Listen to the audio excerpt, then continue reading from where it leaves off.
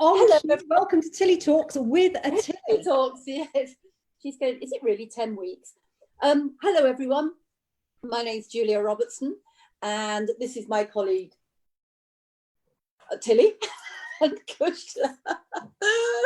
I know my place. I know my place. But I suppose really it is Tilly first, isn't it? She's still here. Anyway, yes, so I've had an interesting week. So, because Tilly is, how old is she now? She's 18 weeks. 18 weeks, blimey. Yeah, yes, yeah. So she's getting right to the end of that socialization period. Absolutely, absolutely. And as we spoke a couple of weeks ago, I was getting quite nervous about her with people. But I feel that we really have turned a big corner now. And even today, she chose to go and talk to a man who was doing interesting things with a cement mixer, rather than speak to a Labrador that was passing. Wow. Yeah, I know. She thought, and he had no food. He was just quite interesting. And he was a nice man. You know, he had a nice way with him, and she really liked that. So she wanted to stay talking to him. And now she's sort of getting known a little bit in the village. So she's getting to know where people are and looking for them and actively seeking people out, which is, it's wonderful. I'm so pleased. That's fantastic. And was the cement mixer actually on when she was there? Yep. Wow. Yeah. It's always noisy there. They're doing some building and they've always got trucks and they're unloading things. And even when she was tiny, we used to stop there. When she was in my little backpack. Oh, sorry, she's backing up. And we used to just look, and she used to just enjoy watching all the activity.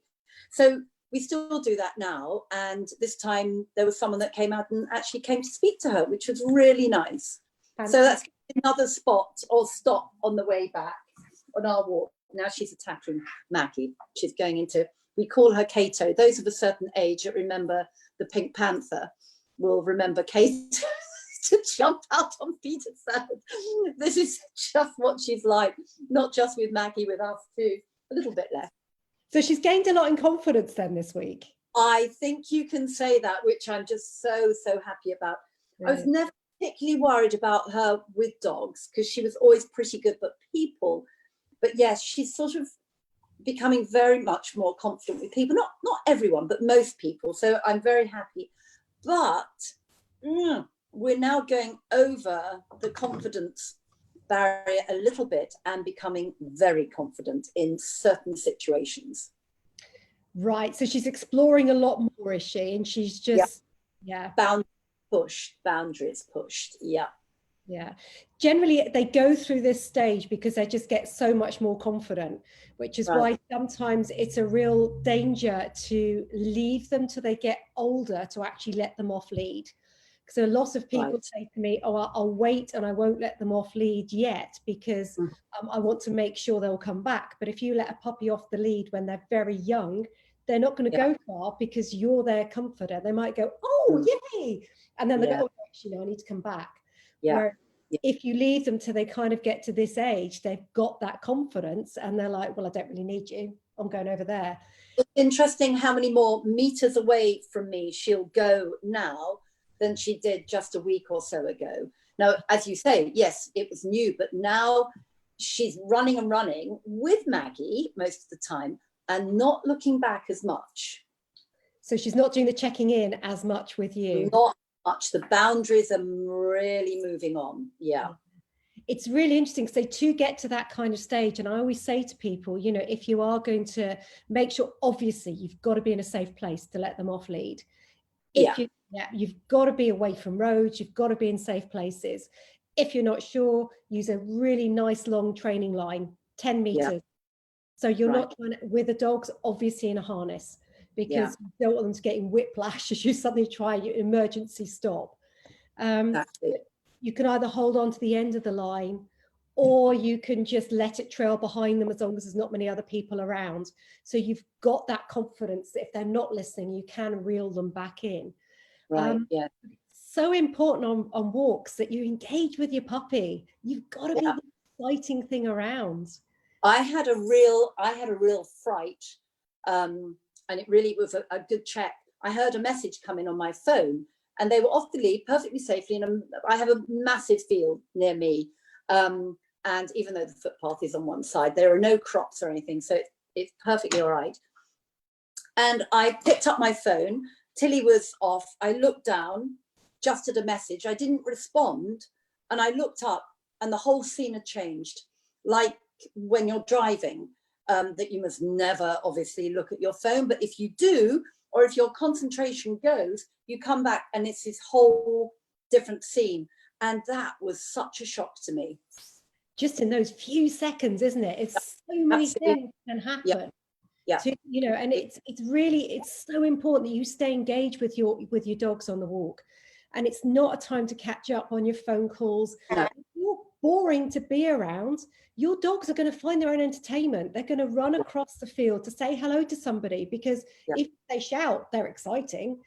So it's so important that we stay engaged with our dogs the whole time. Check where they are, call them back in, give them a little game, say, okay, off you go. And then call them back in, give them a treat. Okay, off you go.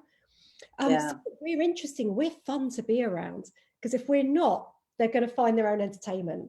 And it doesn't matter where you are, there's going to be something else to inspire them, isn't it? I mean, at the moment, I've got rabbits and deer and things that are a worry, but equally, if you're in a park, it could be another dog, it could be a person, it could be anything that's going to inspire them to go away from you rather than stay with you. Yeah, and I think the really important thing to always remember with pups is if the only time you ever call them to you is to put them on the lead and to walk them home, they're never going to come to you. Yeah. You know, why would I? Because I know the fun's going to end. Oh, what's she up to? Sorry, I'll just flick it over. She's just picked up a box and taking it to her bed, really. As you would. I'll come back. Sorry, the back. Bless her. But it's so important that we stay engaged with them on the walk, and, you know, become unpredictable, because if we're always behind them and we're always following them on the walk, they're basically going, oh, this is okay because they'll follow me. So we've got to be unpredictable a little bit. You tried that with Tilly? Sorry. You tried that with Tilly, being unpredictable on the walks? Yes, I've done that a few times. But I just want to go back to, I will mention actually, it's fascinating, the putting back on the lead. When she comes back to me and I just go, whoa, and have fun and we have a little play or whatever, her face is different. The minute I get the lead out, her face changes. So it's definitely different. So as you quite rightly say, if you're always just going to be putting her on the lead, it's always going to be, whenever they come back to you, it's going to be a bit of a, oh, I don't want to leave the walk situation. So it's a really good point, that. Yes, I'm sorry, you asked me a question. I've completely forgotten. Have you tried hiding from Tilly? Yes, I have. I did it actually this morning because of these new confidence levels, which are lovely. And I don't want her to be always with me the whole time. She's got to be able to be not self-sufficient, but she's got to be able to look after herself and know what danger is. But she just ran off a little bit too far. So I found myself a tree and I hid behind it. And I was so happy. It was a very nervous moment because for a while I couldn't see her because I was behind the tree, even though I was trying to spy. And then it didn't take long. It was a second or two, which is a very long time, before they both actually turned. Tilly turned first and then came back to look for me, but took the wrong route. And I could watch her, and she went down a little track that was the wrong way. And there was a little bit of panic. Her head was up and her ears were up and she was really looking. So I made such a big fuss of her when she did find me. I hope that was all the right thing to do. It did push her a little bit. It's ideal, because otherwise they get really complacent, and they stop checking in to see where we are. And it's really important that they they keep checking in on where we are, as well as us checking where they are. Otherwise it's like life lessons, aren't they? This is a habit that's going to need to be reinforced a bit, but this is a habit that is going to become a habit, isn't it, for the rest of their lives? Yeah. And it's, otherwise you get the puppies that go, the dogs say, so we're going clockwise around the field, and I'm style in 15 minutes. Brilliant. Yeah. Okay. I'll do my thing, you do yours. And that's no joy. That's no fun. No. Well, you always say, don't you? Well, it's their walk, it's not yours. If you want to go on a walk, go on a different walk. And it is their walk, and it is their box. It's definitely Now, I'm sorry, I must just say that is one thing I've also noticed with her a lot more. She entertains herself brilliantly, which I'm so happy about, really happy about. As in exhibit A, ripping the box to pieces. Now, I've noticed that Tilly's wearing a rather fetching harness this morning. Yes, she is. Well, she does wear a harness. That harness, well, we were going to discuss it, weren't we? I will try and see if I can corral her to go over it, because she's actually growing out of it terribly, terribly quickly. But if I see if I can encourage her, shall I sort of point it to her? That would be lovely. We can have Tilly, I'm leaving you now. I will go the other side. Come on, Tilly, I'm going to the dark side with you. Come here, sweetie. So we were going to chat about the differences really between dogs wearing and puppies wearing collars as opposed to wearing a well-fitted harness. And we really strongly advocate the fact that harnesses are so much better for puppies and for some dogs to wear, as opposed to wearing a collar, which really can restrict so many areas of the dog's anatomy that it is quite shocking. So we've got Tilly in her red harness here. We just about see you. That's it. Yes, it's a bit short, isn't it, Kushla, here? It is a little bit. So the most important thing, starting at the neck, is the fact you should be able to still be able to fit 2 fingers in around where the neck area is. So that we should definitely, exactly same as if you were fitting a collar, 2 fingers to make sure there's enough room in there. Then we've got it fitting. Now, if you can find the bony bit on your own body here, which is just the equivalent of the sternum. So there's Tilly's little sternum, and we've got this area here on us. And what the bit we always teach people is that we can press as hard as you can on this bony bit, move up about 1 centimetre, and you're straight on the windpipe.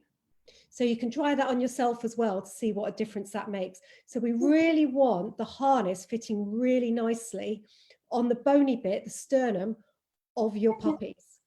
So there. Perfect. So to go there. When it's pulled, it should fit there. It's a little, you can't when miss it pulls, it fits nicely. It pulls backwards on the bony bit. It doesn't slip up onto the pipe. So this one we can see on Tilly here. Julia was just mentioning that it is a little bit short. What we mean by that is that there's not actually an awful lot of room behind her front legs. So it actually is a little bit short on the body. It would be much better if it was another, just a little bit longer. Yeah, just where Julia's showing now would be ideal. Yeah. This is an elbow, isn't it? So this is her armpits. It's like having something rubbing under your armpit. Yeah. So after a period of time, they just do become quite uncomfortable for the dogs. So it's much better if it was just slightly longer. And as you can see, Tilly's almost grown out of this one. This is the problem with a lot of the harnesses. They don't make this bit long enough, do they? I mean, this isn't a bad bit at all, or a bad harness at all. But it's just that, oh, you're leaving me. Come here. And it's really and much better as well, the nice V shape that you get on the V-shaped harnesses at the front as well, which are a much better fit on the dogs. And you certainly don't want anything that actually cuts across them and restricts their legs going forward. So a really nice V-shape is really good. Maggie's now stolen the Nylabone. Maggie said, no, I think I'll just say, I've put a collar on Maggie, which she doesn't wear, but it's just really, they have exactly the same anatomical structures, don't they, as we do. Yeah. And it's just, I know it probably start. The thing is, it's steeped in tradition, isn't it? It's collar and lead, rather than perhaps questioning the anatomy of what we're actually doing to the anatomy in something that is so important for their safety and their enjoyment. We've got to consider how they're built and how it fits around there and what damage we might be doing. Yeah, definitely. And especially when you've got an excitable puppy coming out the house, I find harnesses are actually a lot safer as well, because if you've got a badly fitting collar straight off over the head, straight across the road, it's terrifying. Good point. So actually with puppies, I think, you know, harnesses actually are a lot more comfortable for them as well. And they don't, you know, they're just safer. Well, they've got grab points as well. A couple of times I've had to just grab Tilly before she's sort of gone somewhere, and you've got that strap over the back that does actually help just prevent other accidents potentially anyway. Yeah, but definitely puppies going out the house, you know, it can give them a really bad association. They're really excited to go on a walk. They've got a collar on, they pull forward in the collar, they choke on the collar. They then get a bad association with going for walks because it hurts and it's painful. I can't breathe. And I've seen another dog. So I've pulled forward a dog, that hurts. Dogs are now horrible because they make me hurt. And it's all those negative connotations that can come from something so simple as wearing an ill-fitting collar, or a collar that's too tight or too narrow. That's the other thing. Imagine us wearing a really thin necklace, and you know, then being pulled on that. So there's so many negatives that can really come, that, you know, a lot of the time I just think, you know, harnesses are a lot more comfortable and safer for the dogs. I mean, the neck is a pathway to the rest of the body, isn't it? The brain feeds through the neck. The main arteries, veins, you've got the main structures, neurological system, muscular system, all of that, and hormonal system too.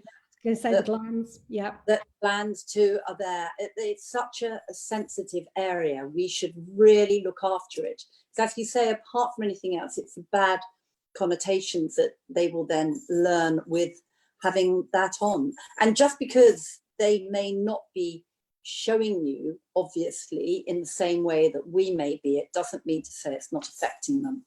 Absolutely. Tilly comes to say goodbye to. Oh, good.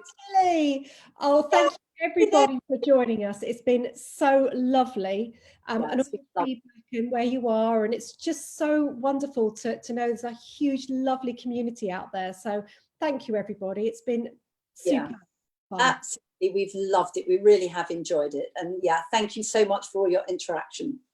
And we'll see you soon. Take care, everyone. Bye. Bye. Bye. Bye. Bye.